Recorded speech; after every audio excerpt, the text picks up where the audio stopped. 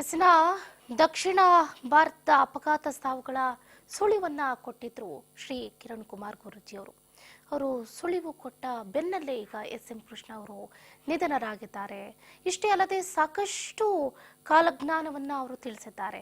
ಮುಂದೆ ಏನಾಗುತ್ತೆ ಅನ್ನೋದನ್ನ ಈಗಲೇ ಹೇಳ್ತಾ ಇದ್ದಾರೆ.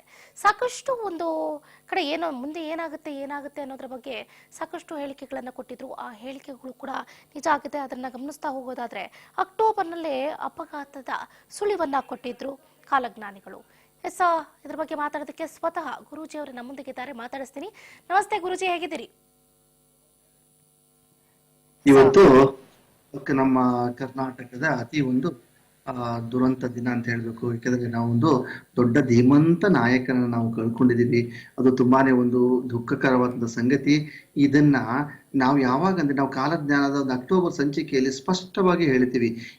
ಉತ್ತರ ಭಾರತದಲ್ಲಿ ಹೇಗೆ ಒಂದು ನಮ್ಮ ರತನ್ ಟಾಟಾ ಅವ್ರದ್ದು ಇಡೀ ಭಾರತ ಕಣ್ಣೀರು ಹಾಕ್ತು, ಹಾಗೆ ದಕ್ಷಿಣ ಭಾರತದಲ್ಲಿ ದೊಡ್ಡ ಮನೆತದ ನಾಯಕರಲ್ಲಿ ದೊಡ್ಡ ಮನೆಗಳಲ್ಲಿ ಈ ತರ ದುರಂತಗಳು ಮೇಲಿಂದ ಮೇಲೆ ಸಂಭವಿಸುತ್ತವೆ ಅಂತ ನಾವು ಖಡಕ್ಕಾಗಿ ಅದನ್ನ ಎಚ್ಚರಿಕೆಯನ್ನ ಕೊಟ್ಟಿದ್ದೆವು. ಸೊ ಅದಾಗಿ ಒಂದು ವಾರಕ್ಕೆ ನಮ್ಮ ಎಸ್.ಎಂ. ಕೃಷ್ಣ ಅವರು ಹಾಸ್ಪಿಟಲೈಸ್ಡ್ ಆಗಿದ್ರು. ಸೊ ಅಲ್ಲಿಂದ ಕ್ರಮೇಣವಾಗಿ ಅವರು ಆರೋಗ್ಯ ಕುಸಿತಾನೆ ಹೋಯ್ತು ವಿನಃ ಒಂದು ಚೇತರಿಕೆ ನಾವು ಕಾಣಲಿಲ್ಲ.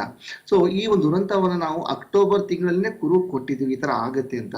ಸೊ ಇದು ಒಂದು ಏನ್ ಹೇಳ್ಬೇಕು ಅಂತಂದ್ರೆ ನಾವು ಒಂದು ಇವಾಗ ನೋಡ್ಬೋದು ಎಷ್ಟೋ ಜನ ರಾಜಕಾರಣಿಗಳು ಒಬ್ಬರ ಮೇಲೆ ಕೆಸರ ಚಾಟೆ ಮಾಡಿ ಏನೋ ಮಾಡ್ಕೊಂಡು ತುಂಬಾ ಹೆಸರು ಕೆಡಿಸ್ಕೊಳ್ತಾ ಇದ್ದಾರೆ. ಅಂತದ್ರಲ್ಲಿ ನಮ್ಗೊಬ್ಬ ಧೀಮಂತ ನಾಯಕ, ಒಬ್ಬರನ್ನ ಎಲ್ಲರನ್ನೂ ಒಂದು ಸಮತೋಲನವಾಗಿ ನೋಡ್ಕೊಂಡು ಹೋಗುವಂತ ಧೀಮಂತ ನಾಯಕರಂದ್ರೆ ನಮ್ಮ ಎಸ್.ಎಂ. ಕೃಷ್ಣ ಸರ್ ಆಗಿದ್ರು. ಸೊ ಇದನ್ನ ಒಂದು ಕರ್ನಾಟಕದ ತುಂಬಲಾರದ ನಷ್ಟ ಆಗಿದೆ. ಗುರುಜಿ, 2 ತಿಂಗಳ ಹಿಂದೆ ಅಷ್ಟೇ ದರ್ಶನ್ ಅವರ ಭವಿಷ್ಯ ಕೂಡ ನೋಡಿದ್ರಿ. ಆ ಭವಿಷ್ಯ ಕೂಡ ನಿಜ ಆಗಿದೆ. ಸೊ ಇದ್ರ ಬಗ್ಗೆ ಏನ್ ಹೇಳ್ತೀರಿ? ಹೌದಮ್ಮ, ನಾವು ಡಿಸೆಂಬರ್ 11ನೇ ತಾರೀಕಿಗೆ ದರ್ಶನ್ ಅವ್ರದ್ದು 6 ತಿಂಗಳು ತುಂಬುತ್ತೆ, ಅಲ್ಲಿಂದ ಅವ್ರ ರಿಲೀಫ್ ಅಂತ ನಾವು ಖಡಾಖಂಡಿತವಾಗಿ ಹೇಳಿದ್ವಿ. ಡಿಸೆಂಬರ್ 11ನೇ ತಾರೀಕಿನ ದಿನನೇ ಅವರಿಗೆ ಸರ್ಜರಿ ಆಗಿ ರಿಲೀಫ್ ಆಗುವಂತಾಗಿದೆ.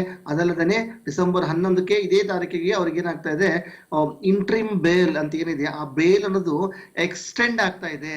ಇಲ್ಲಿ ಏನಂದ್ರೆ ಈ ಒಂದು ರಿಲೀಸ್ ಆದಂತಹ ಮಧ್ಯದಲ್ಲಿ 45 ಡೇಸ್ ಮಧ್ಯದಲ್ಲಿ ಏನು ಇವ್ರ ಮೇಲೆ ಕಾನೂನಿನ ಕುಣಿಕೆ ಇತ್ತು, ಏನು ಒಂದು ಪ್ರೆಷರ್ ಇತ್ತೋ, ಇನ್ನು ಮುಂದೆ ಬರೋ ದಿನಗಳಿಂದ ಅಂದ್ರೆ ಇವಾಗ 11ನೇ ತಾರೀಕಿನ ನಂತರ ಏನಾಗುತ್ತೆ, ಕ್ರಮೇಣವಾಗಿ ಈ ಕಾನೂನಿನ ಕುಣಿಕೆ ಅನ್ನೋದು ಕ್ಷೀಣಿಸ್ತಾ ಹೋಗುತ್ತೆ. ಅವರು ರಿಲೀಫ್ ಆಗ್ತಾನೆ ಹೋಗ್ತಾರೆ ವಿನಃ ಈಗಿದ್ದಂತ 45 ದಿನಗಳ ಮಧ್ಯದಲ್ಲಿ ಇರುವಂತಹ ಪ್ರೆಷರ್ ಅವರಿಗೆ ಮುಂದೆ ಬರಲ್ಲ.